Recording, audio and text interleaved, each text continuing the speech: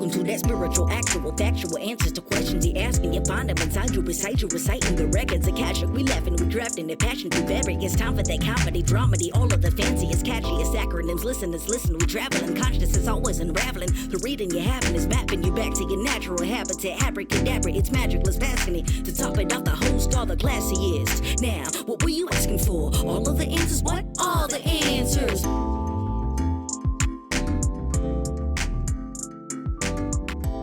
Say one more thing. Yeah, these are words that are saying from my head, whole face, me speaking to you. Let's hit record. Look at that. Recording.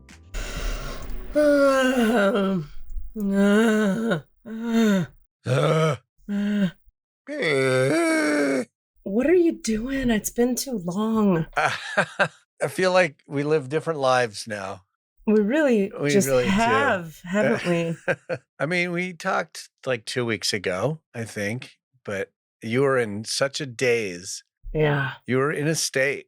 You were in a different, like, it was almost like a different person was. I don't mean you weren't you, but you were so subdued and so, I think you were sick and tired and emotionally wrung out in a way I've never seen you before. You weren't grumpy, or you were just like, yes, so here's what's happening and this is what's been going on. This is the new me. I don't have peaks and valleys in my expression.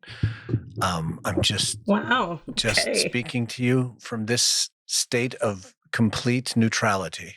Well, I was so exhausted emotionally. You're right. Yeah. I was so wrung out. I had been. Have you dealt with like a sudden death in recent years in your life? Not of late. Okay. I don't know. I'm sure there's another example that could work well too, but like it was the kind of thing where it's like there was so much to handle so quickly, and then you're grieving at the same time. And still, when I think about it, I'm just like, there's a way that, so like we dealt with everything, my sister and I, and then we both had to like go back home to do life, but we're leaving my dad by himself. So there's a way that, and I've been checking in on him every day and just like being in better contact, but there's a way that like, it feels very wrong to like not be there still, but also right. Also it's trippy. It's like complicated, I guess. Yeah, that thing about walking, like leaving someone behind whose life is now profoundly different. Yeah. And it's not like he's a young guy. He's not great at being alone, and B, he's almost 80. And so it's hard. You know, I watched him go through when he and my mother got divorced a million years ago. He didn't do well alone and was remarried within 9 months. Wow. Because he was like, can't do this. Nope, I'm all fucked up. And he's not, I don't see him pursuing that again. Granted, he's a different person. Much time has gone by. Who knows what'll happen? We're staying open. Hooray. But it does feel like I should be there more often. And I'm going back next week, which is nuts. Yeah. Like it's basically like as soon as my auditions are done, I just get in the car and go. Oh, wow. Just to check in on him? Well, it's Christmas, basically. Oh, go do the Christmas thing. Yeah, it's sort of I'll do like a long Christmas thing. The only bitch of it is he's asking that I not bring Squeezel because she chases his cats, and it's like stressing him out. The cats and the dog, and it's very expensive for me to leave Squeezel if Eric's not here, and sad because I miss her. So it's like I don't want to push back on anything with him right now. I'm trying to just be like, sure, whatever you need. Yeah. But on this point, I'm gonna have to either say like, hey, I'm gonna need you to pay for a place for me to stay because I need to bring her, and she needs, or I need you to pay my dog sitter because I can't. Yeah. But that feels shitty. Yeah. To say to a guy who's grieving the death of his wife. Yeah. But also, yeah. Wow. Yeah, that's a hard one because, I mean, also, but not really, because money's just money. It can be. Right. And he tends to be very, like, this is my dad's deal. Like, I'll give you an example. When I was there and I extended my stay by, I don't remember, 5 or 6 days or something. I said like, hey, here's the options. I could sleep in the extra room in the house, or I could get another Airbnb, but I've got to move today. and it's a little pricey. And he was like, I got you. And just texted me or just PayPal'd me money to stay a place. Yeah, exactly. That's so like probably, yeah. Yeah, you can always frame it in that way too. It's not like, look, if I'm going to do this, then you got to do this, which is granted not your tone, but I know what you mean. Yeah. Yeah, if it literally is just like, well, I really don't want to leave Squeezle. I totally understand why. It totally makes sense. Can you help me out then? Because if I'm going to do that, I either need to have a separate space, which I can bring my dog, which I would love, but I can't afford that. Or can you pay for a dog sitter because I can't afford that either. Yep. That's good. Because I really want to come and see you, but I can't afford it if I can't bring my dog. Yep. That's it. Yep. And he'll understand. I think it's hard. It's hard. Just like, it's just hard. Yeah. And then there's the ultimate question of like, now what for him? I mean, it's so big. It's like for me, when things like this happen, I just go to one day at a time mode because I can't. It's just my favorite thing from 12-step recovery that I internalized after all those years there is like, okay, when things are too huge, okay, we're just in today. And for today, like, is there a roof over my head? Is there food here? Do I have water? What's required of me today? What do I think is required but actually isn't? You just one day at a time. Yep. And then like tomorrow's problems are tomorrow's problems, So that's how that works. Yeah. For me. And I will say it's been nice to be back just to be out of like the full heaviness of the grief stuff. Like being home is like a relief.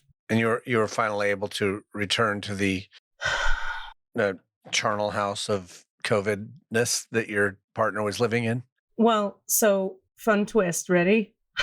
You have COVID. No, God. Thank you, God. No. I get back to California. Eric has COVID. I can't go home. So I stay in Danville for a few nights with my friend Yvonne, who we've had on the podcast. He finally starts to test negative a few days later. Yay, oh my God. I get all my shit out of Yvonne's house. There was one day where I had to like drive to San Mateo, drive back to Emeryville, drive back to Danville, get my shit, come back to Emeryville. It was one of those days. Yeah. And it was all in like rush hour, which was a ton of fun. Anyway, I get home. I'm here 2 nights. We're like sleeping and it's cozy and the dog is happy. We're all together and it's so good. And his fucking COVID comes back. He fucking relapsed. Because. Did he do the thing, Paxi? Yeah. Is that your experience too, that everyone you know who's been on Paxlovid has a recurrence? It sounds like it's like one of the most common possibility. It's like, I don't know, 50, I don't know the numbers, but like you hear like it happened to President Joe Biden, the same thing. Oh, really? But so many people, like I don't know. A lot of people I know didn't ever take it because it was just like, didn't really need it. I'll just get through the sickness, Yeah. And the good part about that is when you finally do, you are gone. But for some reason, if you take Paxlovid, it might come back 2 weeks later or a week later. It's really, really very quite strange. Yeah. So are you guys just isolating at home now? No, I psychically was getting like, that's not going to go well for me. And I got to do stuff. And so we had a bunch of talks. I basically contacted everyone I've ever slept on their couch or in their guest room. And everybody has a guest, has a family member, has a somebody. I had 2 friends, 2 people say to me, my friend who is dying of cancer is in our guest room. Wow. I started to be like, first of all, what? Secondly, Jesus. Then even Kat Zidane, my good girlfriend, who lives 4 minutes from here in Emeryville, is out of town for 2 months with her dog. So her house is empty. I was like, sweet, problem solved. Called her, asked her, and she was like, shit, our friend has our keys and she's out of town for 4 days. And I'm like, kill everyone. Then Danielle Levin, another friend of ours. With her awesome new house. With her amazing new place that I've been to a bunch that I love and I'm obsessed with, and I could take Squeezle with me there. She had offered before, it's complicated, but she basically was like, hold on, my thing stopped recording. She had offered before. I texted her, hey, can we take you up on that offer? She was like, no, I just put another friend in there because you didn't need it because he got over COVID. she thought I was going to stay there when I was Yeah. and I was like, no problem. So long story long, Eric is in a hotel 2 blocks from here. Huh. And yesterday I walked Squeezle over to his hotel and we all had a sad little walk at night with him with a mask on. God damn. Ugh. Yeah. That's rough. Yeah. I attended a cat memorial this weekend. Oh no, whose cat? Yeah. So Denise and Joe, is that his name? Denise's partner, Joe. What do we call him? Oh, I saw this. I saw that post. I'm so sorry to hear that. Yeah, they had to put their, I mean, the merciful part is cat got sick and, within a few weeks, they were like, oh, I hate to use this term, but riddled with cancer. My God. So it was like, well, the merciful part is like, there's no struggle to make a choice about what's going on. It was like, just make the painful choice right now. And, and they had like a home person come in, like just kind of like hospice, like it's really a lovely service. They come to your house and they like, you get to hold your, as you go. I wasn't there. You weren't? I couldn't be there for that part. I was working, but the Supreme Chancellor was able to be there as well. I think that's their name, the Supreme Chancellor. I think that's what we call them. Yeah, I think that's right. And yeah, they did a whole thing. And then, we came over after work and we spent sort of the weekend. But it was like intense. It was like no, yeah, for real. Sure. A smaller version of what you went through, but still significant for them. Like it was. Oh, yeah. Come on. I mean, it's terrible. Yeah. I was like, I only had a pet when I was a kid and I was away for the summer when they had to put her down. And I don't have an emotional experience of that, of losing the pet. Or a memory of it. I don't have an emotional memory. Like I can't track that feeling. Yeah. Even though I know I cared about that dog deeply. Right. It's funny. I'm laughing because I'm thinking about our joke that we have, our running joke that like you had this idyllic, childhood where people nurtured you and stuff. Yeah. And I'm thinking about, so I hear that story and I'm like, of course, that's how that went for you. My version. He never lost a pet. Well, my version was like my childhood dog who was like the only saving grace. Oh, right. For other people, it's like the thing that kept me alive was my dog. And when he was gone. Neither parent could handle putting him down. So they made me do it. Oh, this is true for you. This is your story. Yes. So I took I took the dog to the vet and I was in the room and I don't want to talk about it. Okay. No, I do. I'm just laughing because I'm like, of course, another version of that. Mine was. Your experience is like, I don't know, there was a death maybe, but we were so loved. I was away at summer camp or something. And, I was having fun. It was childhood. Who cares? God. Yeah, and funny that you say that because it came up. We've been talking about hard things with my dad and my sister, and I don't know. At some point, my dad turned to me and said, "Yeah, whatever happened to Snook?" And I went, "You don't remember?" And he was like, "No, what happened?" And I was like, "You made me take him and have him put down." How old were you? I could drive, so I was probably 16, maybe 15. Yeah, it wasn't great. I mean, I might have also, to be fair, I might have been so tough and strong too that I was like, I'll do it. Yeah, totally. I mean, I got this. I'm fine. I can handle it. I have lots of armor. Yes. Anyway, so what's happening that's going well? Let's do positivity stuff. The show closed that I was understudying. I never had to go on. Yeah, hallelujah. And it finished yesterday. Good for you. Thank God. That's a load off. That's great. And now I'm, so that's nice. And it went really well for them. It's like their best-selling show for a long time, which is really happy. Weird. Our friend Josh, who runs that theater company, I'm sure that's good for him. Why was that a best-selling show? It was like a kill me show. Weirdest holiday show ever. Let's do 1984, which does not have a happy ending. It is a dark. But I guess like Berkeley audiences are like smart people who want to be challenged? ? Maybe. But it just was well done enough and intriguing enough that people said, yes, this was really good. So regardless of content, go see it. Rock on. God, it's so weird. You never can tell, can you? I would have said like, this is not going to go well for them.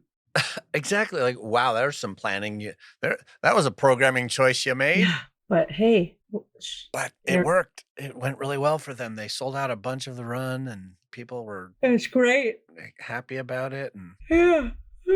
yeah. Okay, so that's a good thing. So that's I'm only tangentially connected to it, but it is a good thing, and the fact that it's over is a good thing for me. Did you get health insurance through that job? 1 week. No. Oh God, stupid. I guess that's the only full contract week. But they paid you. They paid me a holding fee, which is not that great for like the weeks that I'm on hold. And if I'd gone on, I would have gotten paid a chunk. It's not it's not my favorite arrangement. And they actually did more than they were contractually obligated to do through equity. So my complaint is a little more with like, really, this is the agreement you allowed to be in place. Yeah. My union. Yeah. Yeah. So, I mean, I'm definitely, what was my lesson? Like, why did all the guides go, yeah, you should do this? Everybody, I didn't ask you, but I was going to say, I don't remember everybody else I talked to, gut check, and even like sort of spirit check was like, yeah. And people who normally would have said, don't do this. I know, you told me that. Rami, yeah. Yeah. Myself. Maybe it was the kind of thing where doing it was enough of like it kept your mind busy enough that you couldn't be thinking about, why do I not have another acting job right now? Maybe. Or maybe it was do this and never do it again. Learn the lesson. Learn that, like, let's lock this lesson in heart. And I think for me, the lesson, I mean, to be perfectly transparent, it's like, I'm not going to take another understudy gig unless it's like Berkeley Rep or ACT and they're paying me $1,000 a week and I'm there the whole time anyway. And it's a good gig. Yeah. But I'm not going to half-ass I'm not going to take any more pity gigs. Nah. Good for you. Yeah. Yes. Maybe that is the whole thing. That's enough of a reason to do it, to be like, nope, I don't do that. Yep. Yeah. That seems right. Yep. So that's me. Yeah. Okay. Let's see. Let's do good things on this end. Oh, here's a great one. I love it. Since August, when I moved back to California, Eric and I have been hunting for, wait for it, the right couch. Yeah, that's a thing. It's a real thing because it can't be too big and it can't be too small and it's got to be comfortable, but it always has to match the things and it can't be too this and just blah, blah, blah. Stains, color, design. We found the right couch and it arrived while we were gone, which is great because now the new amazing couch is here and it fits perfectly in with the design and it kind of pulls the whole room together. And his living room is, I must say, pat on my own back, never looked better. It looks fucking schwank in there. And we need to have you over for drinks and food because I'm going to wait at least a week because there's a guy with COVID. He's not here. Oh, then I should just come on over. Anyway, So that's fun. We have a couch that we like. It's both sexy and comfortable. Miracles are real. Squeezel is healthy. It's been nice weather here. What else we got? Thank God we can afford for him to be in a hotel. Yeah. There's all kinds of little graces and privileges that we can be thankful for. Yeah, exactly. I've been sleeping well. Oh, that's nice. It turns out I had strep throat. Oh, that's nice. In Salt Lake City and then in Albuquerque, which is now gone. That's good. We like that. Oh, so you got sick before you even arrived in Albuquerque? Yeah, on the drive there, I was sick. And then it got way worse in Albuquerque. And then your dad got COVID, but you didn't. Right.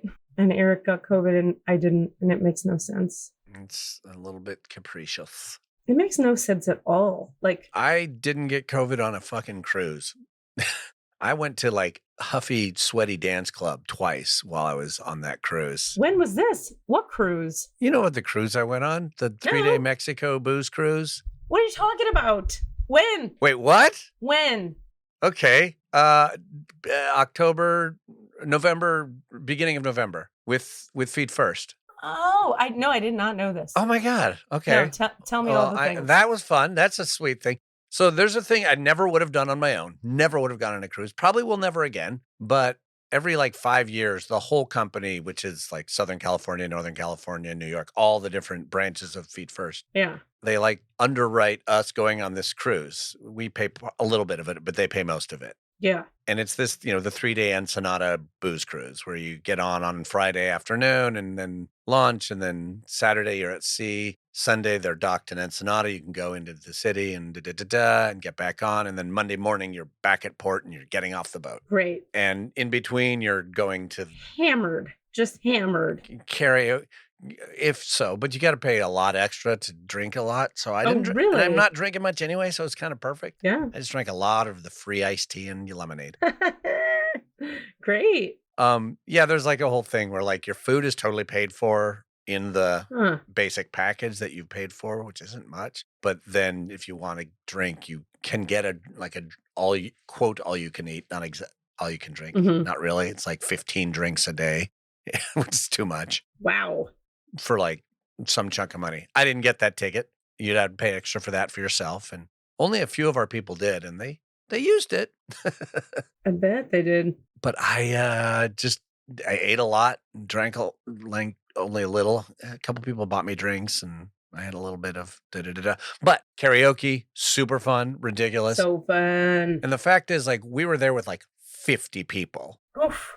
And we are like cruise directors on land. That's what we do. Yeah. So we kind of brought the party wherever we were in a way that, so like, fun. As our buddy Brendan said, it was like, okay, because they've gone several times. Like I couldn't go the last 5 years because I was in a show, and it's like for the first 2 days, oh my God, they're learning who you are. They love you. Everyone knows who we are. On the boat. Oh, you're those guys from that thing. Oh, we love you. Oh my God. Are you going to karaoke tonight? And then by the end of day 3, they're fucking done with us because it's like, that's us.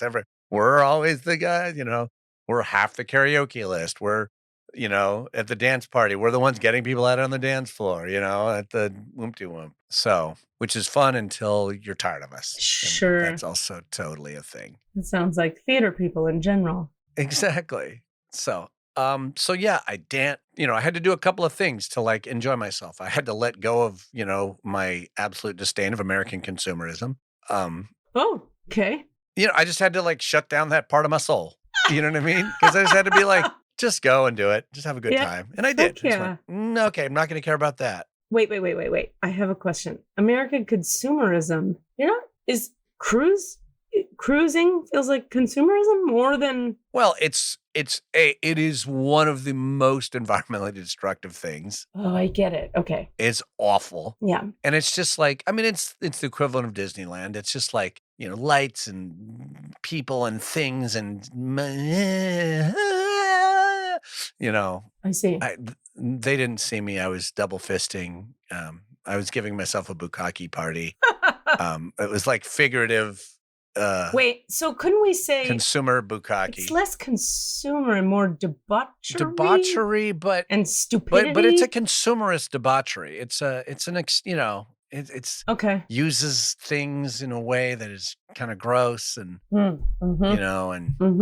it's all plastic and all everything. And it just, and cruises just like dump fuel in the water and the ocean. It's not good. Not good. So I had to shut that part of my body down. Just kill a little bit of your soul. Kill a little bit of myself. It's fine. And I also had to be like, well, I'm getting COVID. Like I just made that decision at the beginning that it was entirely possible I would get COVID. Okay. Because I just wasn't going to sit there and wear a mask the whole time I was on a cruise. I just couldn't do it. No. So I just decided, well, when I get back, maybe I'll have COVID and I'll isolate for a week. That didn't happen. Nobody did. That's miraculous. Miraculous. Because they weren't doing any kind of screening or testing or like, hey, don't come on this trip if you like test the day before you get on the boat. They didn't ask for that. Yeah. And there was, I don't know, thousands of people on that boat. It was fucking huge. It was one of those gigantic, full princess cruises. See, why did you not get COVID, but Eric like stayed in one house with me and 4 other people and did? Yep, exactly. Weird. Isn't it weird? Yeah. I mean, I was in sweaty dance club with low ceilings. I breathed everybody's saliva in that room. I don't know. I'm going to make a hard left turn real quick because our guest is going to come on in a second and this thought is coming to me and I'm sorry that it's fully unrelated to what you just said. I just want to say this. Remember we talked briefly about I got educated about Israel-Palestine? Mm-hmm. Okay. I just want to say this because somehow I feel like it might become relevant in our conversation today. I don't know how or why. I have a friend who is a Jew who lives in Israel right now, who said words to me. We've been back and forthing, and she's been like, what's your perspective? Because I want to know, as somebody inside of it, what are like American friends of mine thinking is going on? And I was like, fuck if I know, but I got a little educated by listening to this podcast, and I sent her the episodes, and she listened, and she was like, well, they missed this, and this point, and what's hard for me to understand is this, and this, and does people not know about this, and this from a very Jewish pro-Israel perspective. The very next day, I had a client on a Zoom session. Sorry, I keep turning my heater on and off because it's cold and then hot, and I'm confused. I had a client come on who said to me, I'm not kidding, like uncannily, almost word for word, the same exact arguments. Well, haven't people thought about this, and nobody gets this, and nobody's thinking about this, and why can't they think about this from the Palestinian perspective? And I was like, okay, one of these people is like a very good friend of mine, and one is a client who I care about very much in that client way that you care about people. Yeah. So with the client, and I see our guest is here and I'll let them in a second, I was able to make the point of like, hey, so I just talked with a really good friend of mine who said literally what you're saying to me from the opposite side. Let's look at what we have control over here, which is your reactions. So what is this bringing up? And let's do your work about you, right? Inside her reactions to the client is having a lot of feelings of like, how shall I say, like cutting people out of their life because they're not, very sort of aggressive, almost like compulsive, save the world, pro-Palestine, every march, everything.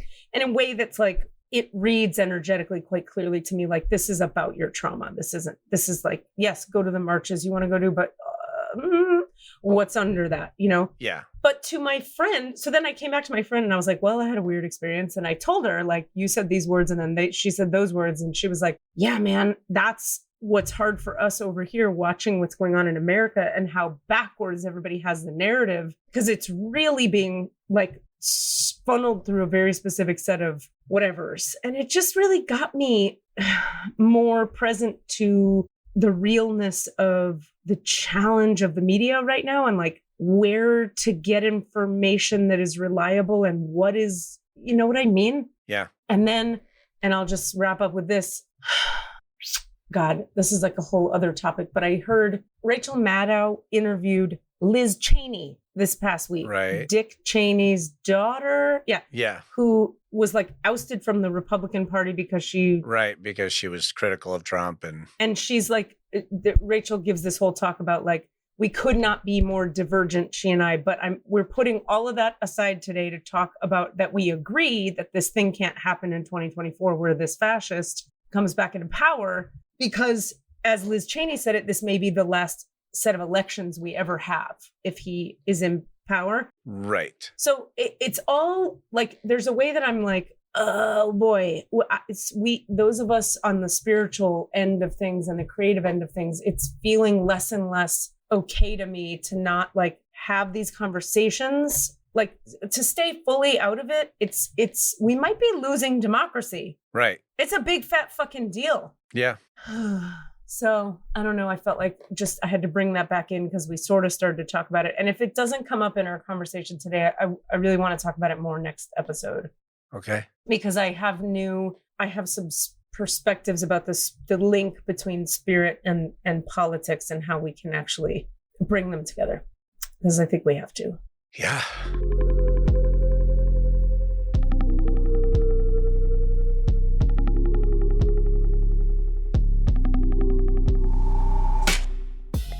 Hey, what's up? It's Rami. It was such a relief to change the clocks back.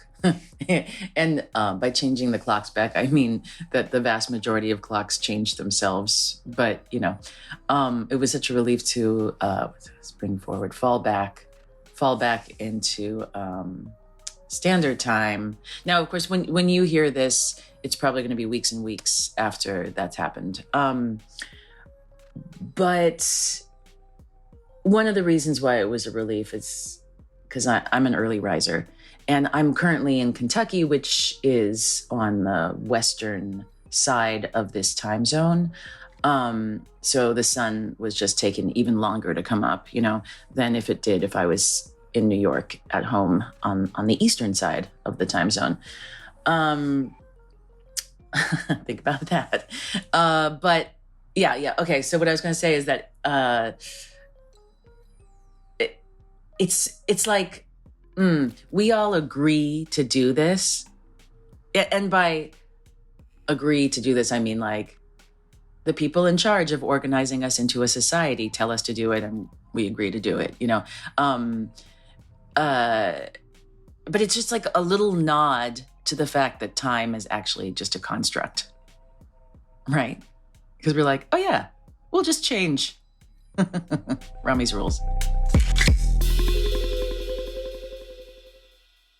And here's Leah coming onto the podcast right now.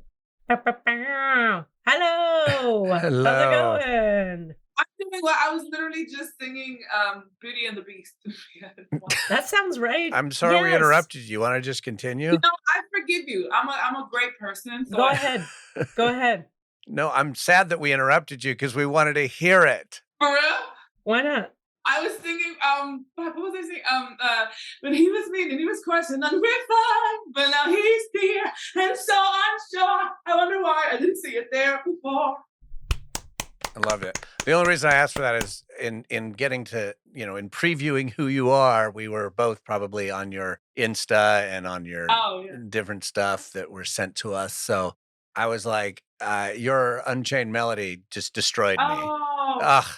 Destroyed me. I loved your voice. I loved how you put the sound into that. Oh, thank you. Y'all should go to the I'm just going to interrupt real quick. Say your name all the way out for us. How did I know it was coming? Ilia Isorelis Paulino. Oh, Ilia. I was saying it wrong. Okay, great. Yeah, the I sometimes looks like an L. It does look like an L. I was doing like a double, like an eye, like Ilia, Yeah. I'm like, no, it's Ilia. Ilia. And tell us, what is the origin of this name? My family's Dominican, and so it's a Spanish name. But also, when I was when I was born, Papi was choosing through like 3 biblical names, and I guess Ilia is like the female version of Elijah, which is in Spanish, it's Elias. Ah, Interesting. Okay. Well, that's a lovely transition into the question I usually start people with. First of all, we need to tell our audience, just like we are just learning about you in these last couple of days because we're old and we're out of touch with reality. But also, everybody needs to look at Ilia's everything. Please. Oh, thank you, baby. Yes, of course. We IMDb her and go to her Insta, and she's going to be huge and famous in 5 seconds. You're like Netflixing and writing and acting and all over the fucking place. Congratulations, by the way. Thank you, baby. Yes, it's a big deal. So it's like, and we're artists and we're spiritualists here and we're comedians and all that. So like I don't know, speaking of biblical names, I go, sounds like maybe there was some kind of spirituality or religion in the childhood. I'm a PK. My daddy's is a pastor. Preacher's kid, pastor's kid. So if you know, you know. And wow, and, that's a big deal. Yeah, and my former I grew up in a religious cult. Yeah, and then which one? It's one that comes from the Dominican Republic, like they call it like rajatabla on the island, which is like board breaker. But it was just very, very conservative Pentecostal. Yeah. And we eventually found a more moderate church, moderate by comparison. Okay. It's all relative. Exactly. But yeah, no, my formative, like when everyone was like partying up for like the new millennium, me and my family were like in a huddle where we had gone to Walmart that day because we were convinced that we were going to lose outage because I guess the apocalypse was happening. Mm-hmm. And we are like just all huddling, and my dad's like speaking in tongues, and then midnight came, and then 1 a.m. came, and then 2 a.m. came, and then I had to go to school. So that was unfortunate. Had you not done your homework because the apocalypse was going to come? Why it's unfortunate, because I didn't do the homework. And apparently the excuse I thought the second coming of Jesus wasn't good enough. Oh, damn it. I know. Did you just hate when that happened? You tried. I really did. Wow. Yeah, I hear that. I happen to be a really big cult, like ex-cult members documentary watcher, like name one and I've seen it like 3 times. Do you watch any of them? Does it do anything for you? No, it's really interesting that because I also want to get into like the unscripted space. I think like the older that I get, the more I just consider myself like artist, period, and like whatever medium it comes out, like the story will tell me what medium it wants to be. So one of the stories was like I was really coming to terms with like I thought I had like dealt with everything and turns out that I didn't, that I still have this like very deep seated fear of the world because I was taught to fear it. But then I'm an artist, so I also have this overwhelming need to experience it. And I was just like, oh my God, what does that look like in an unscripted show format? So like I'm starting to just now like look at that kind of stuff. Because also for a long while I didn't even call it a cult. It wasn't until I was much older where I was telling like as jokes to one of my friends, and she was like, girl, I think you was in a cult. I was like, no, bitch, you crazy. And then that night I like Googled it. I was like, for funsies, let me just see like signs you're in a cult. And I saw this like 12 thing article and I could check off every single one. Yeah, for sure. Wait, so when you say unscripted, do you mean like reality TV-ish? Not reality, more like live in investigative work, and because I'm not like documentary, but not. Yes, but not like it's still very early, and I'm trying to discover like what it looks like when I tell this story. Yeah, using the tools that I have, which is I'm a storyteller, I'm an actress, I'm a singer, whatever.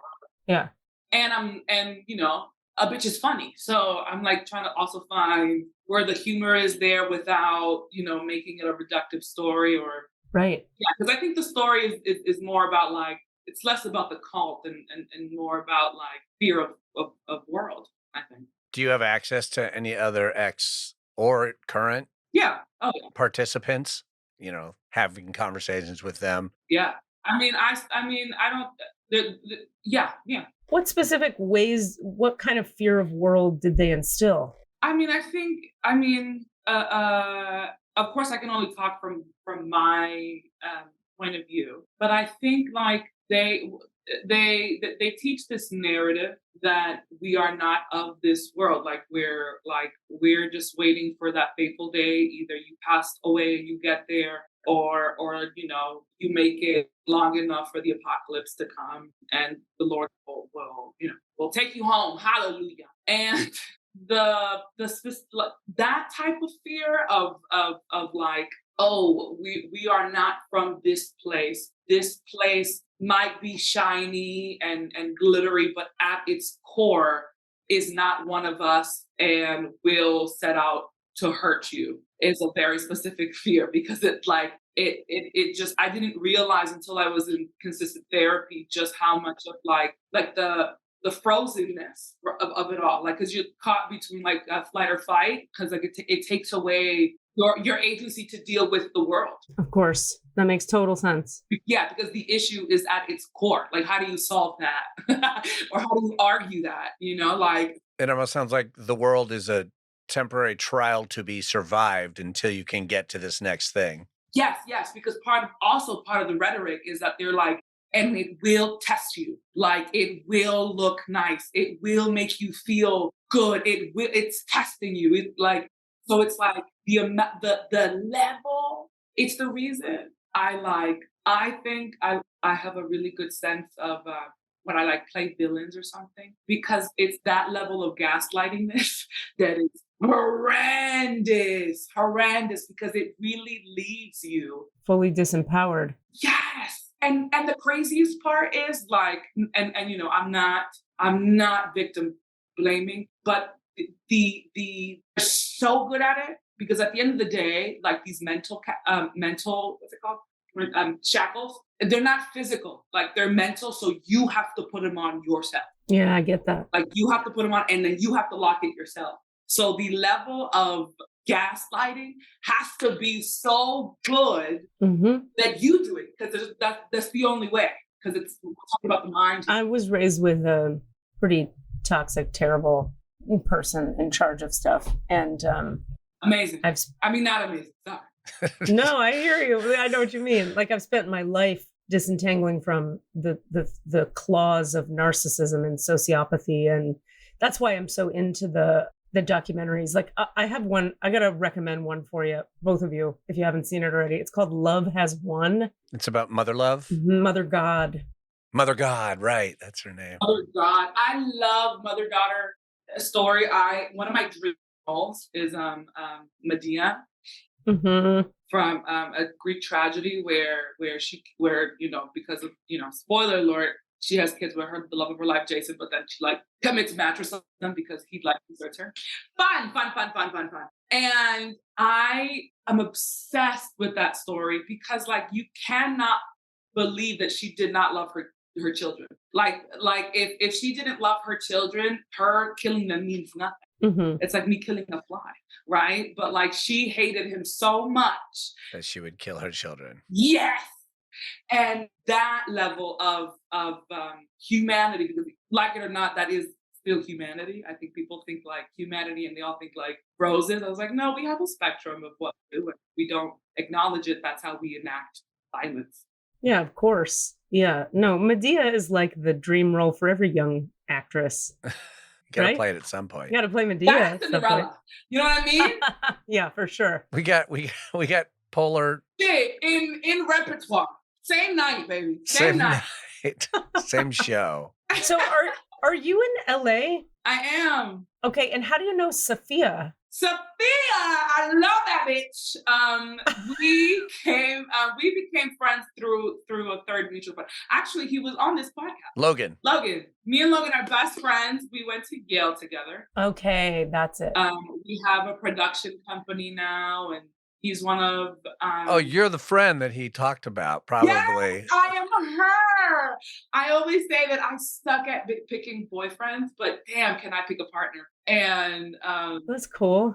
Yeah, and yeah, so he's like a collaborative partner of mine, and we're actually gonna get lunch like right after this.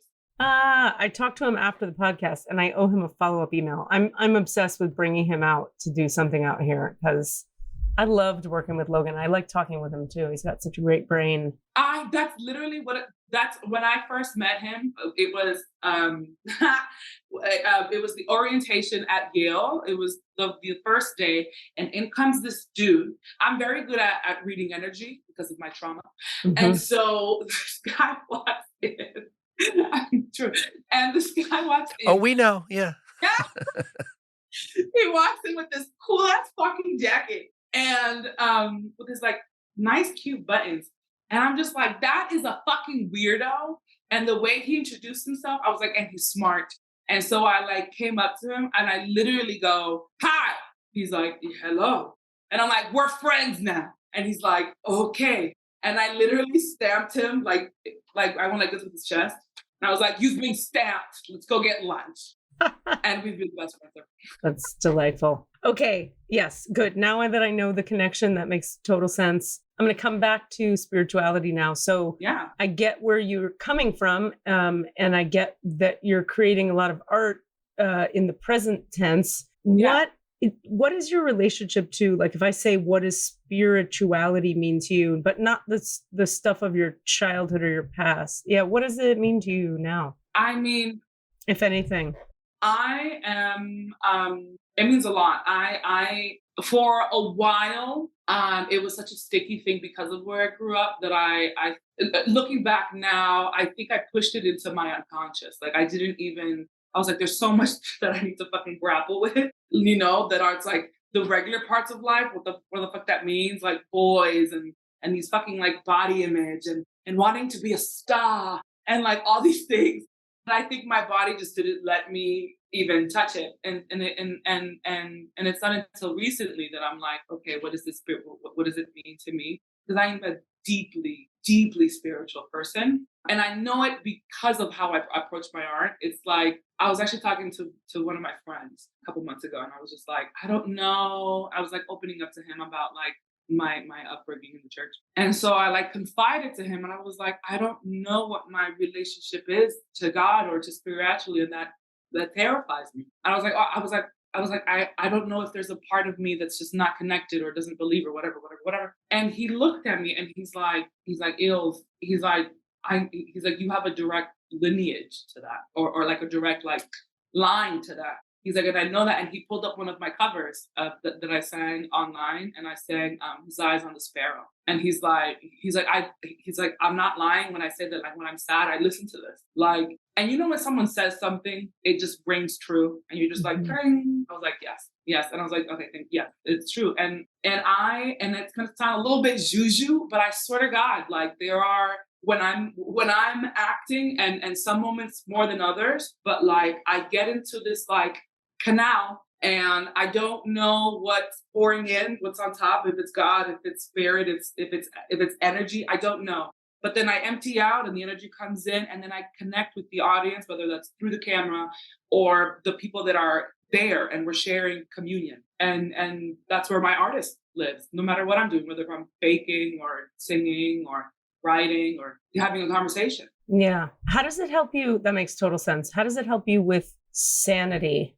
You know, that's a great question, because I have a fear of going crazy. Uh-huh. But I find that that's a story. I don't actually believe I'm going to go crazy. It just, I know that it feels like that because it's so everything and anything. But the minute I go, the minute I and I go, I'm afraid that I go crazy, and then you keep on going down the barrel. Like, why do I feel like I'm going crazy? Oh, it's just the fear of being too much. It's a fear of whatever your specific barrel is. But as soon as I get deep enough into like the reality of what's going on, that fear of going insane kind of vanishes. Where did that start? Do you remember the first time you felt that way? When I was older. I mean, because when I was younger, I mean, it's funny that the joke earlier about, I think my trauma afforded me a lot of intuitive skills. Sure. And that is true. I also that's true for everybody with trauma. So you're in good company. I'm a trauma survivor who's an energy healer, who's an actor. So you're not alone. We get you. 110%. And I think that's what happens, right? I think it's just like perfect storms happen. And on that way, it's science. It's 2 + 2. It's like, I was born with a particular, I was preset to be empathetic already. Right. You know what I mean? Like mommy tells me story that like even as a baby, I'd be a big watcher. And then so that paired with growing up in a religious cult, it's just the perfect storm that ended up being Ilia, right? And so so do you remember maybe when it first felt like, I might crack, or I might lose it, or I might go crazy? Yes. It wasn't until I was later. I think that's the point I think I'm trying to put into words, is that when I was young, I didn't really, I was just so ready to accept it. I'm like, it makes sense because I don't know anything else. And it just makes sense. Like, it's just like, ding, yes, got it. And it wasn't until later when I left the church, when I was still doing this thing that I love, which is my art, and I was experiencing things like in the church. Also, part of the teachings is that they say you'll never be able to find this feeling anywhere else. Because the thing is also is, I would be, if I was saying that the church was 100% evil or bad, that'd be a lie. And there is such a deep sense of community, and the church understands that, and the church understands that we are genetically made for connection. We're like our parts don't make sense if we're not connecting. And so the church banks on that because it knows that. And then they say, this is the only place that you'll find this. And then I'll be going to theater rehearsals, and I'm an artist. I consider myself a true artist. And so I'm connecting in a way that like feels very similar. And then on top of that, I'm looking around, and it's with the people that I'm supposed to be most wary of, the sinners. You know what I mean? So it's just like, sure. So I think that's where a little bit of like the gaslightingness of that like comes in. you know? Yeah, of course. Right, of course. Like it's almost like your life that you're living is the exact thing they said, don't do any of those things. And you're doing literally all of them. Yeah, and finding God. Right. You know what I mean? Right. You know? Yeah, for sure. Are you in your 20s? Yes. How old do you think I am? Wait, go. In your 20s, because your skin is unfucking believable. I'm like, I don't remember having skin that night. Oh my God, stop it. Just don't exist, because your skin is a threat to my ego. It is so gorgeous. I love it so much. Thank you. Yes, you look like a tiny little baby full of light and love and power. I look like a fetus. I love looking like a fetus. But you know what it is? You're a fetus with amazing cheekbones. Oh, you know, I hated my cheekbones growing up. Tell us why. And now I love them because I always wanted to be sexy, not cute. And like everyone would just be like, you're so cute. And I'm like, no, fuck me. Right. Well, then you got those nails to compensate. Oh, hell yeah. And you're red. So, you know. I love that every picture of you on Insta or on IMDb is like, don't mind my nails. Oh, yeah. It's like, here I am in this picture like this now. I've always said it's like, don't take away my totality. Like, depending which version of Ilia they first meet, like, they're always surprised by the next one. Like usually if I had like a very like nice, and I love like intellectual or spiritual conversations like this, they then go and see those photos and they're like, whoa. And I'm like, yes, I have a drag queen inside of me and I love the glitter. And I just, yes. You know, today I went to Pete's Coffee in the morning. This is just a sidebar. Nice. And there was a woman who was probably 6'6". I love me a tall woman. I'm 6'2". What? Yeah, baby. 6'2".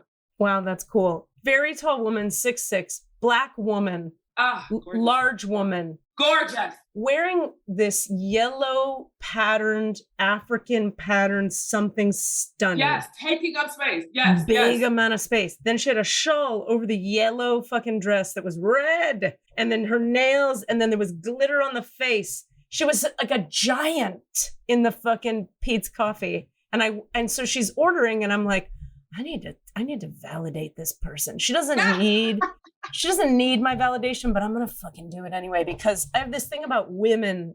Like, we need women, this whole thing of somehow when you're empowered or strong or intelligent, you're supposed to be transcendent of giving a shit that you're beautiful or not. And it's like, fuck off, America. Good luck with that. Fuck you. So anyway, she orders her tea or whatever, and she's walking away, and I have my dog, and I'm frumpy, and it's the morning, and I said, I'm so sorry to bother you. I said, I just want you to know you look fucking amazing today. Yes. And she said, thank you. Yes. And I said, don't you think we as women need to just say that to each other on the street sometimes? She was like, yes. And she was like towering over me. She goes, yes, I do. And I was like, you have a great day. She was like, you too, honey. And she went away, and that was it. Listen, if I see something, say something. I will always say something. Exactly. And that goes for, if I see a cute boy, I will let him know. If I see a cute girl, I will let her know. I was like, I like your glasses. I will let you know. Life is too short. We're on a floating rock. I know. I walked away from her on the street feeling like I did a little, I'm so happy I'm crying moment. I was like, that's all we all have to do is just say it. Like, how hard is it really to just say to a person, like, you look good right now? And then it made me be like, you know what we should do is I have a friend who, she started a project that was called the I Love You Project. And it was something like, there were shirts and there were bumper stickers, and she would just walk up to people and be like, here's your shirt. I love you. You know, and that was the whole thing. I was talking to a friend the other day about like why we're so, as a society, so scared of loving out loud. It's so weird. And like we arrived to the conclusion, I was like, I think it's cool. I think everyone wants to be James Dean, and unfortunately, to love out loud is not cool. No, it's not. And I mean that in the best way. I think people care too much about how they're being perceived when they're coming from such a genuine place. Right. You know what I mean? And it does you good too. Like you just said, it made you. It does. I have this experience where whenever I have really good, it sounds weak, but customer service, where it's like, where I don't know, you call the cable company and you get someone who actually helps you in a genuine, Yeah. helpful way. And then I will almost always like stop everything for a second and really thank them. Yeah. And when I really thank them, I fucking cry. Yes, Like I'm sitting there, too. like, what has happened? Why am I crying? I just said thank you to the cable guy. Because it's connection, it's the love. That's why I was thinking like, it'd be really cool to have a something where you've got a camera on your person somehow that's not visible. It's embedded somewhere.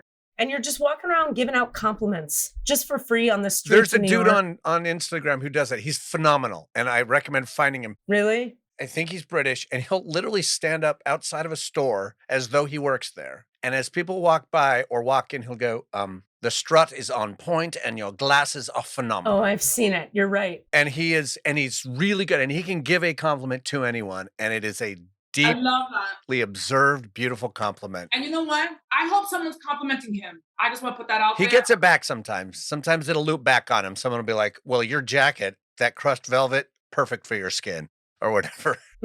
Good. Yeah, I want to do it. It seems really good. It's like there's two layers of it that I like. One is the obvious layer of just giving somebody a boost in their day, and who doesn't need that? But also it feels like a very Aquarian counterculture revolutionary act, because it's so fucking weird apparently to just be like, you're good. People are like, what? We're supposed to be cool and shut down. This is one place where there's the paradox of like what the South has going for it that the coastal elites that we don't have going for us is we're so fucking cool.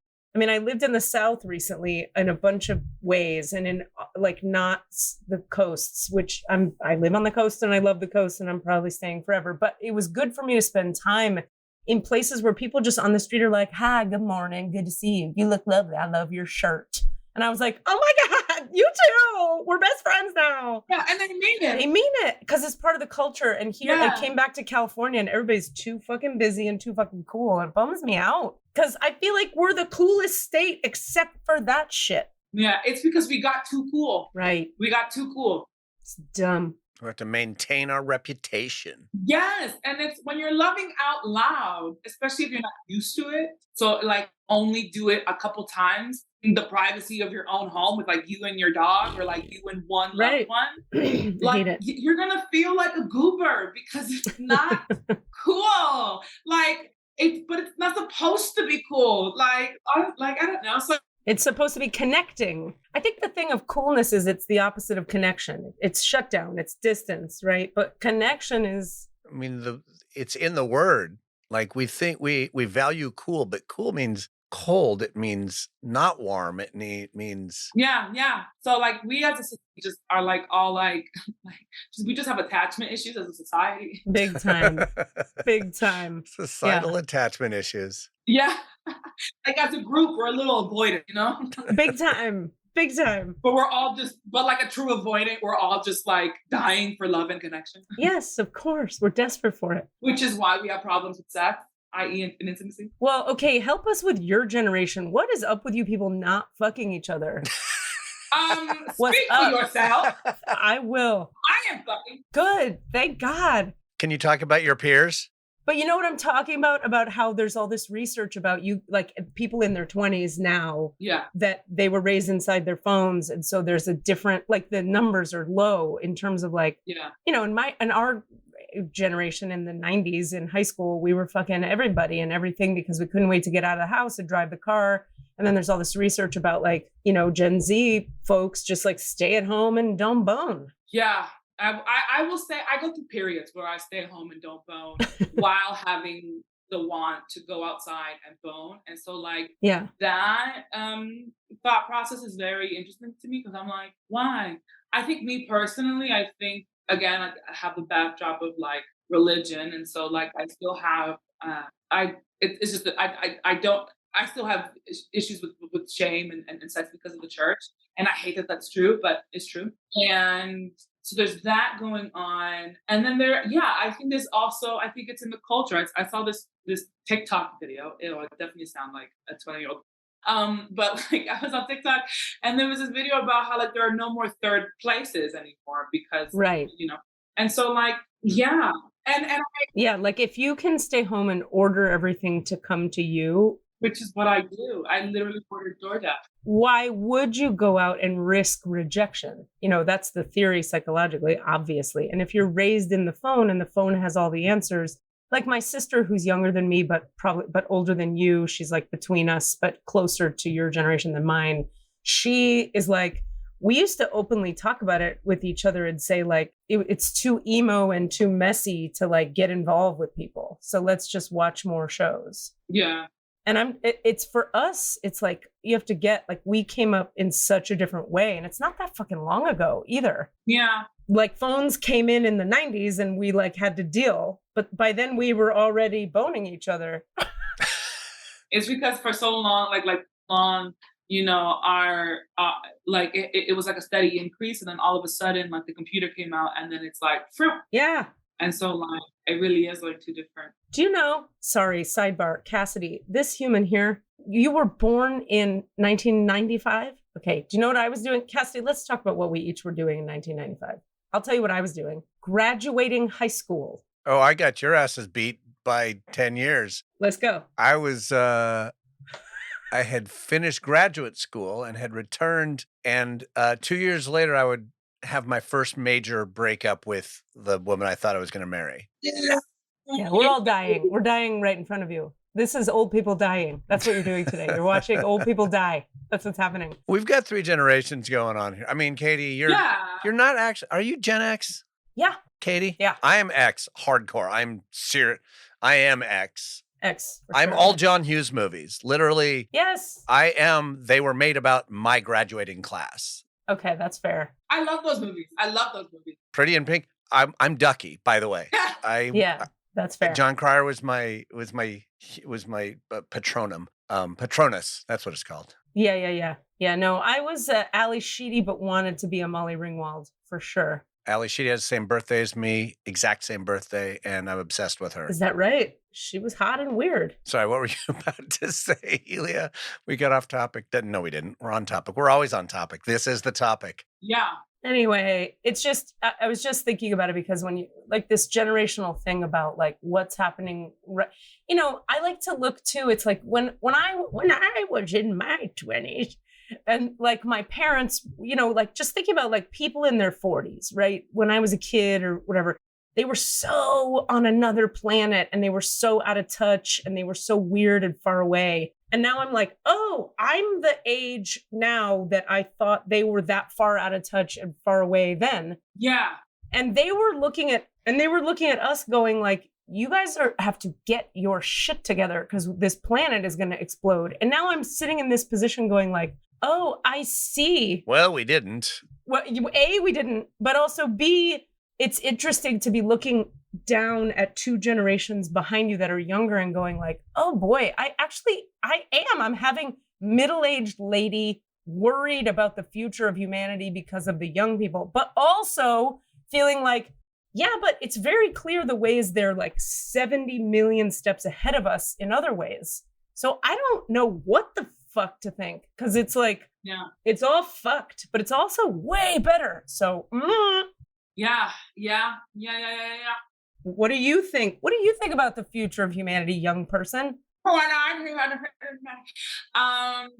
find that like this is so fucking trippy. I swear to God, it's like the more I know that the more that I learn, the more that I know that I don't know, but also then the more that I learn, the more that I know that I know everything. Does that make sense? Yes, totally. I get that.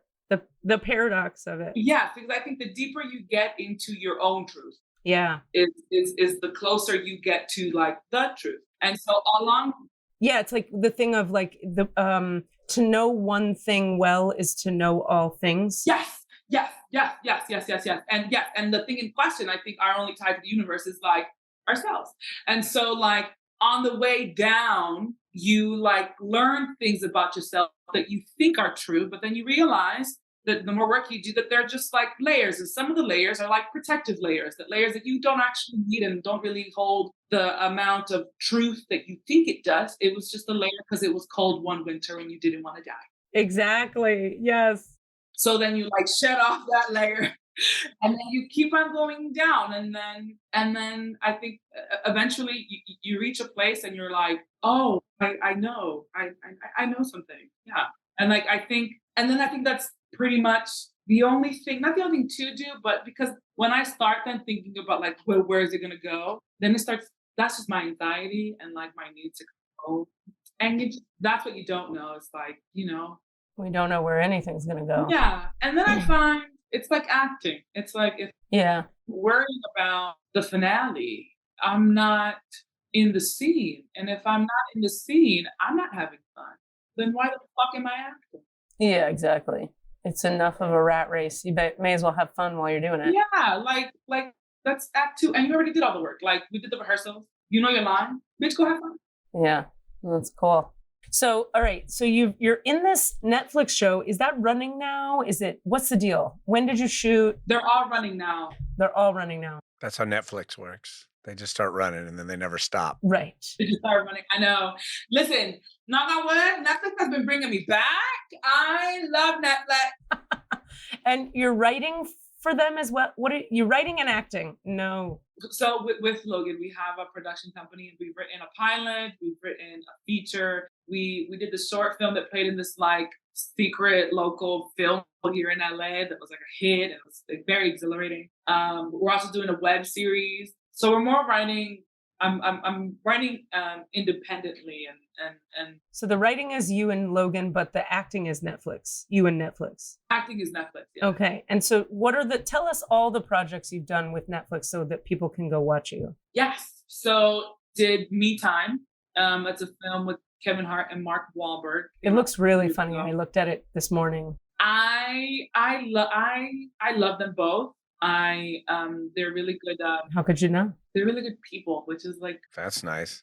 really, really like, yeah. And it's great to know that like success didn't corrupt you, because we are all corruptible. We are all corruptible. So Me Time, One Piece, which is a series, and actually, It's like a pirate sort of yes, I played. pirate ship fantasy. Yes, it's so fucking exciting. Did my own stunts for that. Not all of the stunts, but I did some of them. It was really exciting. Yeah. Terrifying. Awesome. And then I recently, last week I think, or 2 weeks ago, Family Switch, which is a Christmas movie, like very family, with Jennifer Garner. What's the one where you're in the uniform with the white girl and the black guy? You're in a uniform. You guys all work together. You're wearing like a. Oh, that's Sex Life with College Girls. That's HBO. Oh, okay. What is it? What's it called? That's the Sex Lives of College Girls. Oh. That's where you're giving a hard time to your coworker the whole time and teasing her and That's shit. fun. That one's fun. I like that one. You're working in like a Starbucks-like situation. Yeah. Okay, cool. So that we were talking about Netflix and then I took you to HBO land. I got you. Wow. What are you not crushing? I mean, my love life. No, kidding. I am working on it. I am opening myself to love, and I'm putting myself out there, which what more can I do? Nothing. So I'm also killing. It can't take long. Rock on. Hopefully, I've never been in a relationship, and for a long time, I think I was like, I was doing what a lot of people do, which is like telling a lot of stories as to why love won't find me.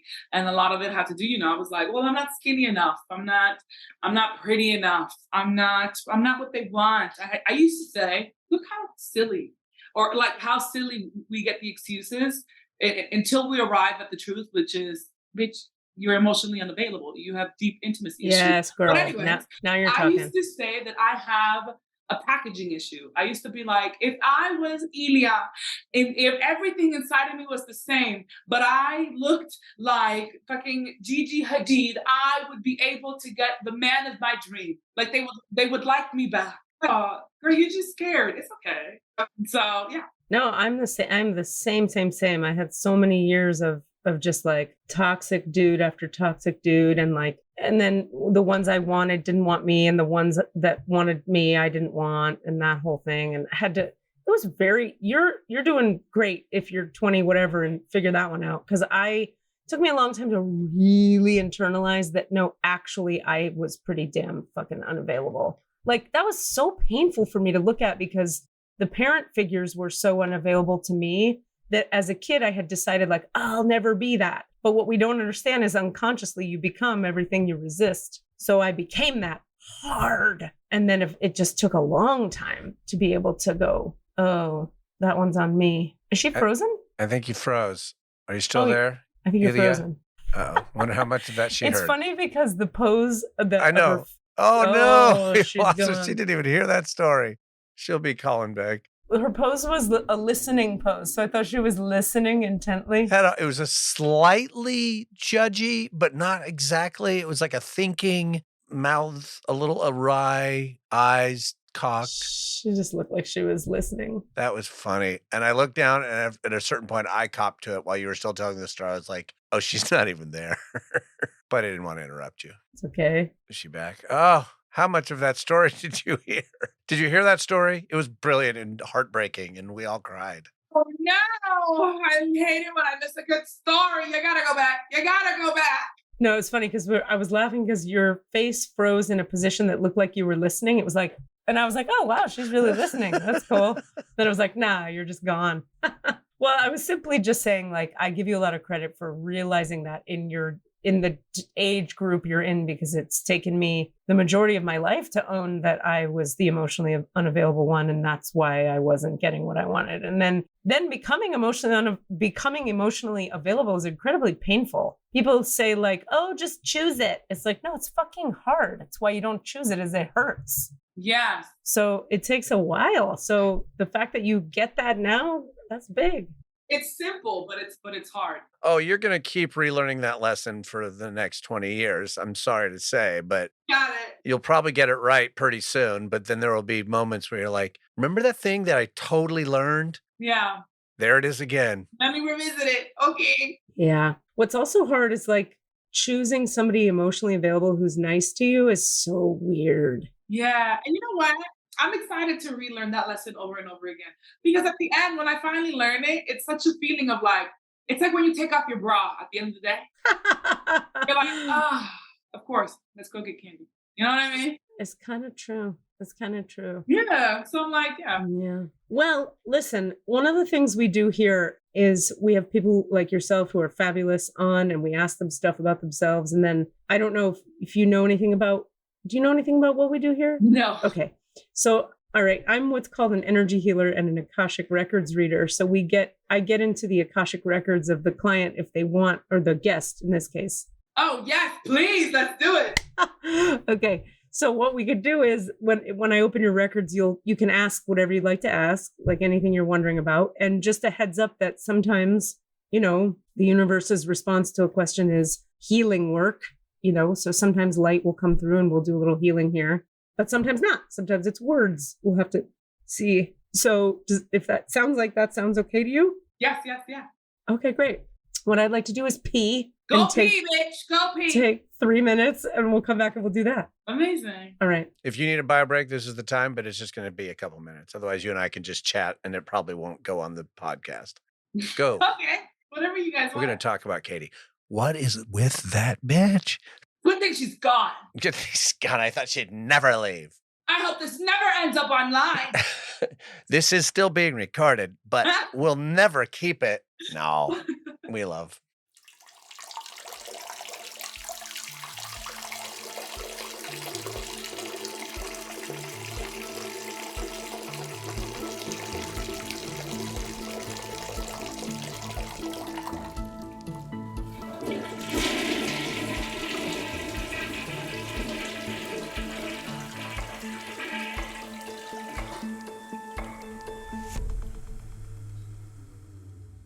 All right. Had a pee and a snack, everybody. Amazing. A little twofer. We love that. All right. So, Ilia, all I need is your full legal name, the name on your driver's license. On my driver's license, it's just first and last name. So it's Ilia, I know. Lia, Paulino. Paulino. Sí, sí. I'm from Miami and I speak Spanish, so. Ay, qué bien. Sí, sí. Debemos ¿Tú eres pana? hablar solamente en español porque necesito practicar siempre, por siempre. ¿Tú eres pana? No, soy de Miami. Nací en Miami con los cubanos y por eso puedo hablar, pero no es perfecto el español. I got you. Okay. Okay, so and it's 2:22. Okay, so we're gonna I'm gonna take you through a short meditation. We're all gonna have our eyes closed. You're just gonna breathe and relax. You're gonna hear me at a certain point say your name inside of the Akashic Records prayer. Once I've gotten into your records, I'll let you know that I'm in there. What are the Akashic Records, you ask? Great question. They are a realm of consciousness, a high frequency realm of divine light where all answers are available from the realm and the perspective of consciousness itself, or the divine's voice. So we're sort of entering a realm or a state together where I'm connecting with your soul and its alignment with source consciousness. And from that place, I'm not giving you answers or guidance or whatever from my own perspective per se, except for when they have me do that. It's all coming through, theoretically, the higher frequencies of conscious awareness. So I've been to 3 energy healing schools, 4 years long, each one. And I do this all day with clients. So you're in hopefully good hands if I'm doing an okay job at this. I feel good energy. Good. That's good. Okay, cool. All right. And I'm just needing, sorry, you guys, I have to my phone is dying and I don't want to lose your Ilia Paulino name, but my plugs are all taken. Please hold. This guy, no, we can't do it. Okay. All right. So we'll close our eyes and we'll just start to really relax our bodies into, by the way, nothing I do here can harm you. I can't bring any dark energies through. I can only serve the light. The light only brings up or processes anything that's already there. So I'm not putting anything into you. I'm just opening both of our connection to source. And also, I am not the arbiter of what anybody should do in their life. I'm just a lady channeling light. So please throw all of this out the window if it doesn't resonate. Personal empowerment above all else.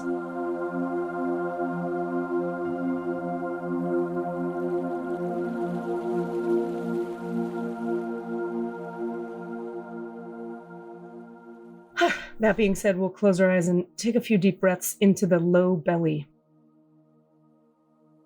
Slowing and deepening the breath as we connect, as you said, deeper and deeper down within ourselves to the seat of the self at the pelvic floor. Inhaling into the low belly and the pelvic floor. And exhaling from the low belly and the pelvic floor. Allowing the shoulders to soften and drop just a little bit. Allowing the back muscles to release. Noticing any places of tension, tightness, or holding in the body, and just choosing to let them go. Any fist clenching, jaw clenching, leg muscles tightening, we just become aware of them and drop it. We're going to feel into the bottoms of our feet now, becoming aware of the bottom of each toe. The balls of the feet, the heels of the feet, the arches of the feet. And as we breathe low and slow in the belly, we're going to visualize now little spinning foot chakras spinning open at the bottom center of each foot, like a little tornado of light that spins wider and wider at the bottom center of each foot. And we're going to watch those little tornadoes or those vortexes of light, vortices, expand wider and wider until there's nothing left of them. And until the surface area of the bottom of each foot is just an open plane of energy, like an open window. And we'll just acknowledge that the opening of these foot chakras, these windows, just allows the electromagnetic field of your body to communicate more directly with the electromagnetic field of the earth below you. We're just communicating with the planet and with the higher frequencies of what we actually already are. We're going to watch in our mind's eye now as 500 tree roots of light begin to anchor through our bodies, down through the open window of each foot, extending hundreds of miles down into the earth. So 500 tree roots anchor through the open window of the left foot, down and into the earth, hundreds of miles. And 500 tree roots of divine light anchoring through the open window of the right foot, hundreds of miles down into the earth. And as you watch those roots in your mind's eye, 1,000 roots in total, just rooting you to the here and now. We'll just take some more deep breaths into the low belly. And we're going to visualize lastly, everything from your feet to your head becoming a tree of conscious light. There's no dogma here with a tree. There's just conscious awareness. There's just presence and connection to everything else. And we'll watch this tree that we each are, each one of us hearing these words now, becomes a tree of light. And we'll watch the trunk of that tree begin to expand left and right, forward and back, and upwards into the heavens. The deeper our roots grow into the earth, the wider the tree trunk becomes, and the taller it extends into the heavens.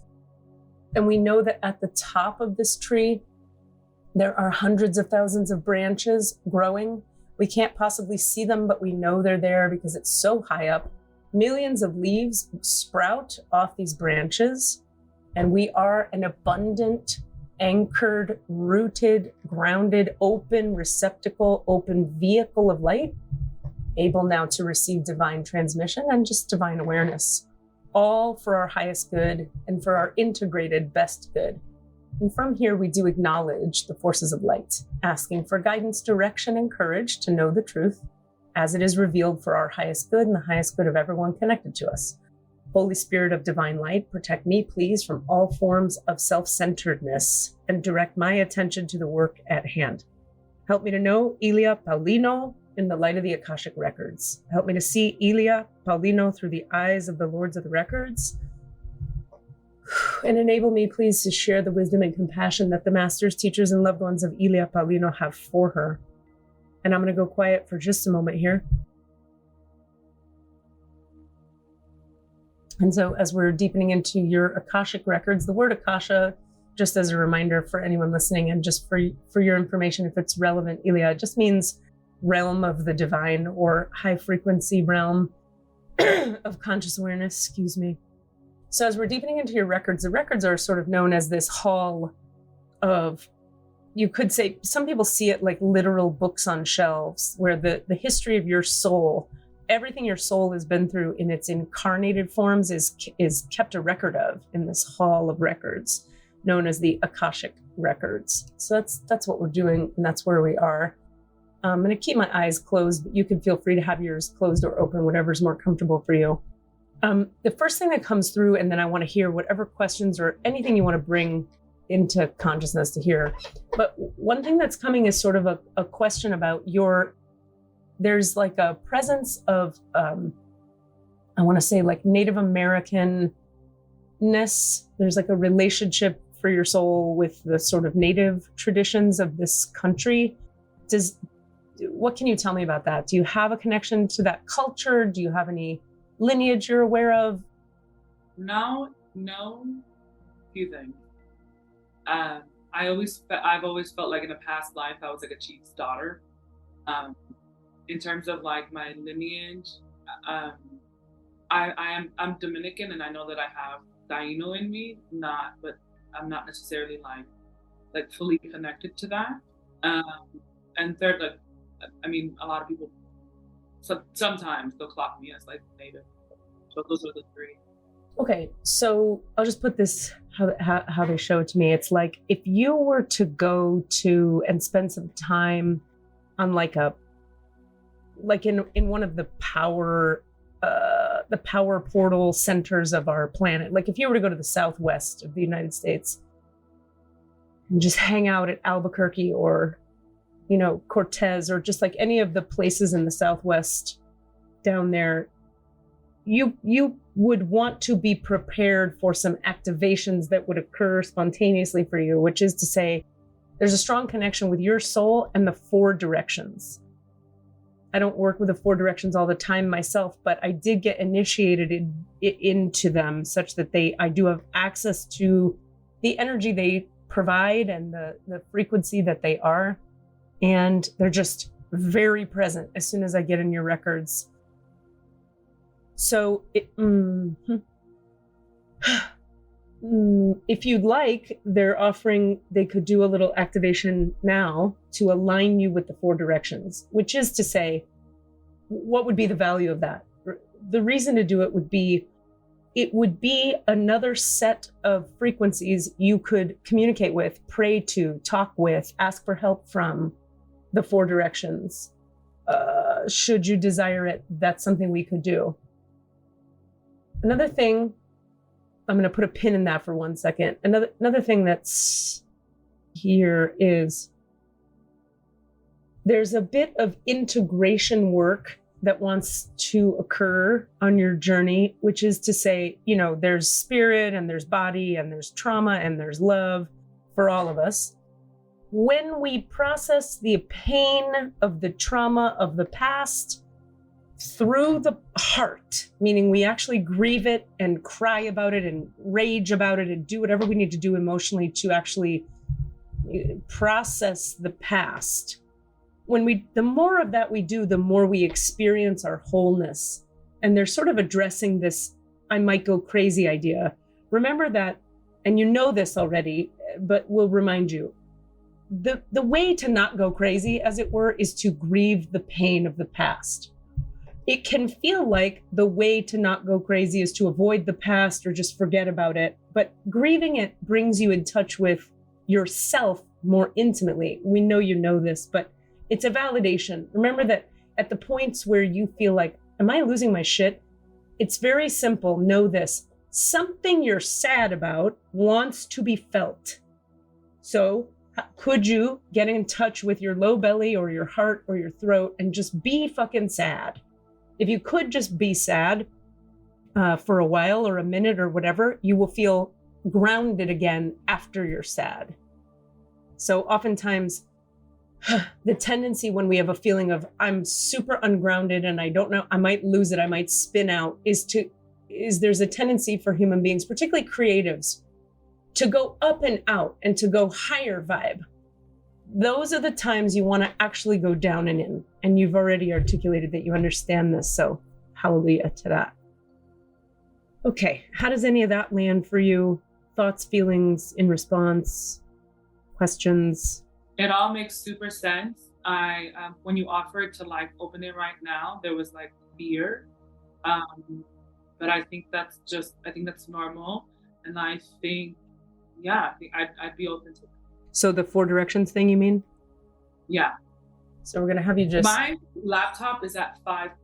Should I grab my charger? Yes. Yeah, plug in. No problem. What is it about charging of things today? That's some kind of deep fucking metaphor right there. It's true. We've got to make sure and give ourselves access to that which will power us and not allow our batteries to be fully depleted. Indeed. That's the deep spiritual lesson of the day. You good? You plugged in? Okay, great. Okay.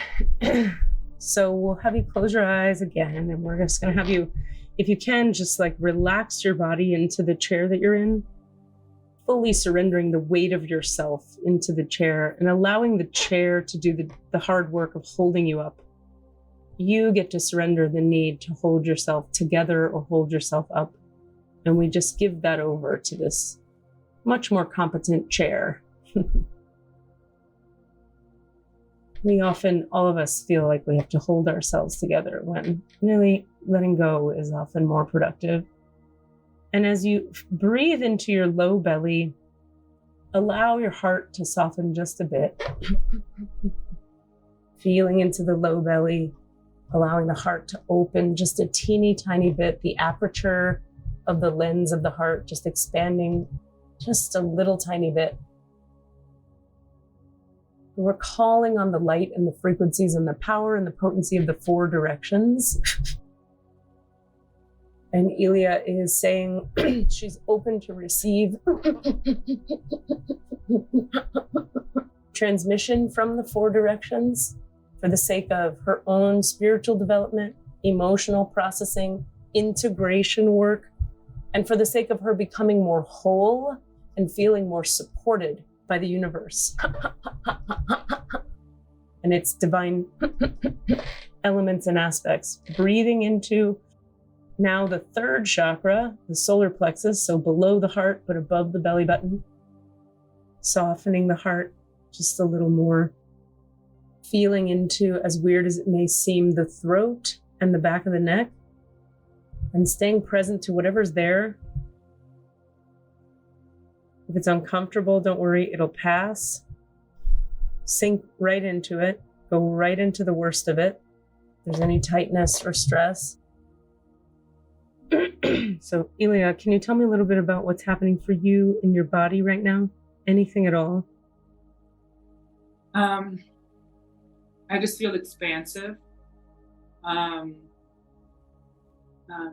Doing like sensuality. Have like a sphere in my, but I'm also in the sphere at the same time. Could you say that again? I couldn't hear you. There's fear at the same time. Did you say fear with an F as in Frank? Sphere. Oh. Like a circle. Where is the sphere? In my throat. Okay, good. Okay. Let's do this if you're up for it. Take yourself energetically into the experience of the sphere. So feel the sphere 100%. Rather than watching it from outside, I want you to just really become it. You already are, but let's go even further. Okay, tell me a little bit about what's happening in the throat now. Just a bunch of thoughts just running through them.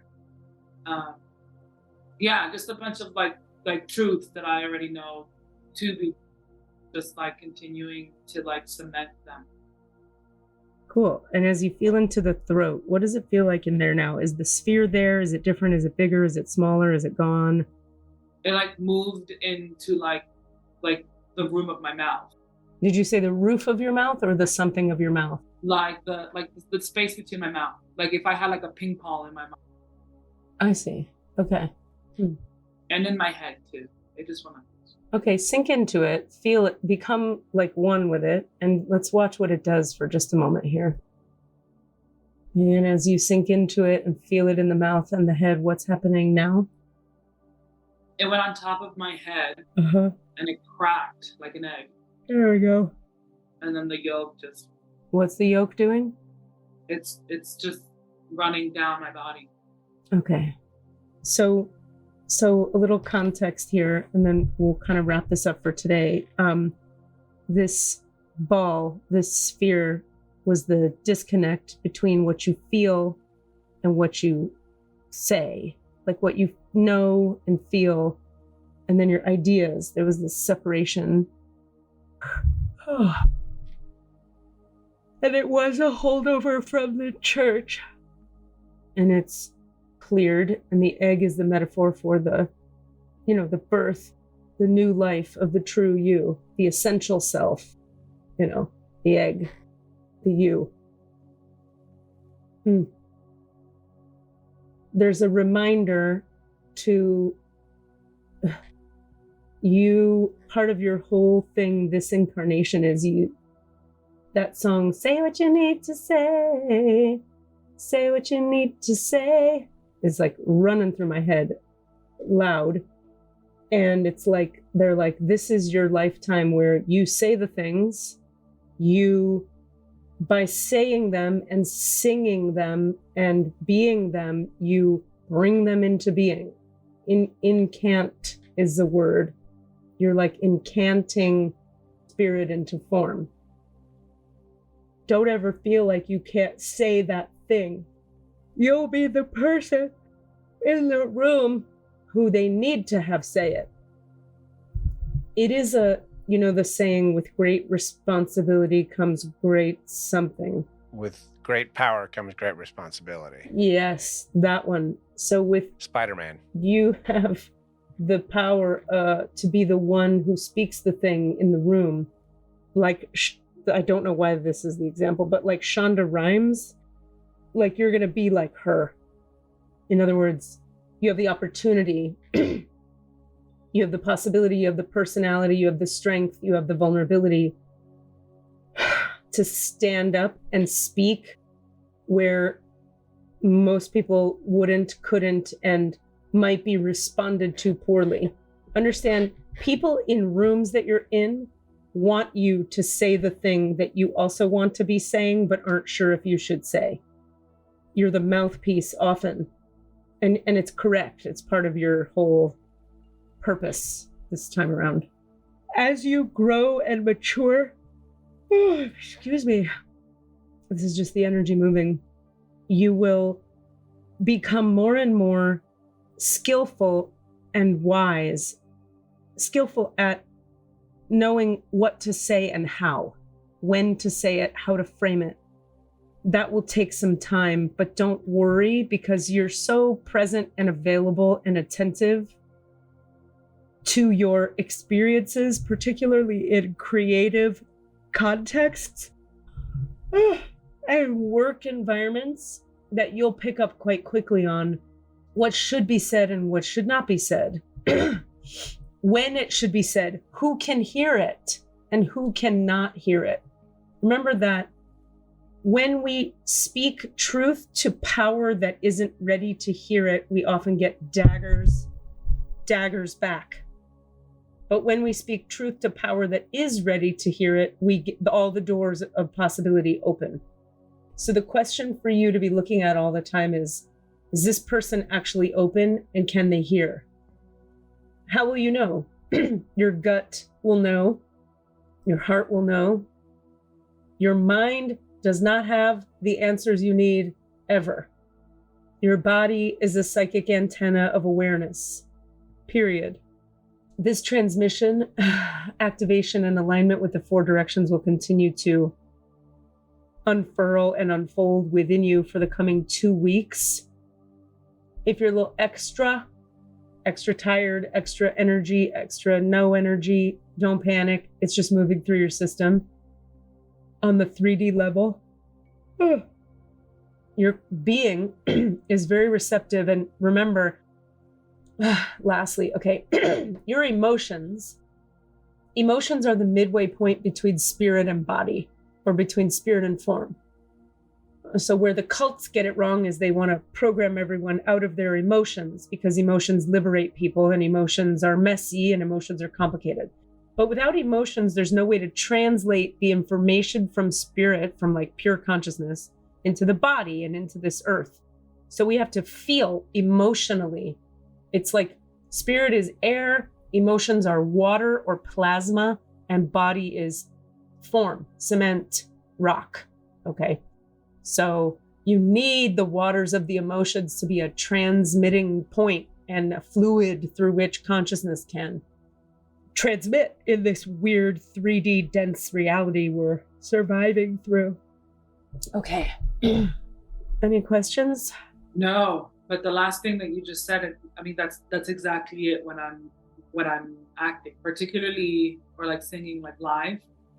It's exactly how it feels like it gets like it dumps through and yeah. Okay. I'm going to close the records. I want to thank the masters, teachers, and loved ones for their love and compassion, the lords of the records for their point of view, and the Holy Spirit of light for all knowledge and healing. I ask that you return all of Ilia's energy to herself now, please. I ask that you return her to her complete human wholeness now. The divine portal and the Akashic records of Ilia, whose last name are Paulina, are now closed. Amen. The divine portal and the Akashic records of Ilia Paulina are now closed. Amen. The divine portal and the Akashic records of Ilia Paulina are closed. Amen. Shadwan la ilaha illallah. Shadwan Muhammad abduhu wa rasulullah.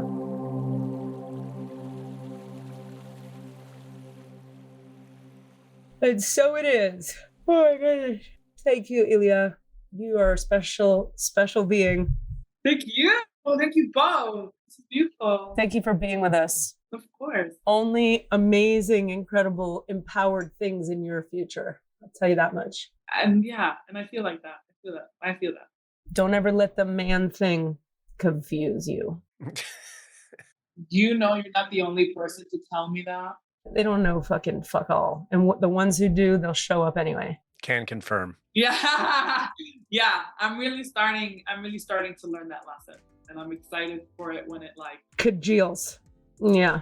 All right, my friend. So nice to meet you. Come back and see us again. I will. Oh my God, this is amazing. Thank you so much. You're such a joy. It's so fun to talk to you. Have a good one, baby. All right. You too. You have a beautiful day. Bye. What a joy. Oh my God. Holy shit. I want to hang out with her. Now I do just want to go watch all of her shit. For real. I'm like, I want to be that person. It was amazing. It's so good to see you, Cass. I'm glad we're back. I love you, Katie. This was great. Let's see each other sometime. Yeah, let's like do people stuff. Yeah, maybe this week. I'll come over and see your place. Come over. All right. Okay, I love you. Let's do it. I love you so much. Have an amazing rest of your day. Thanks, you too. I'm glad you're healthy and home. Thanks, honey. Bye, darling. Do your work. Love you, bye. What are you asking for? All of the answers? Say what? All of the answers? Yeah, all the answers. Hey guys, thanks for listening. We'd love to hear from you. Please email us with your questions so that we have questions to answer in the Akashic Records. Our email address is allanswerspod@gmail.com. That's allanswerspod@gmail.com. And if you'd like to find us on Facebook or Twitter, it's @allanswerspod, @allanswerspod. Thank you. I'm just kidding. It's a joke. How about that stock market? My broker is E.F. Hutton, and E.F. Hutton says, you see, it never works. It never works. I've never seen it work.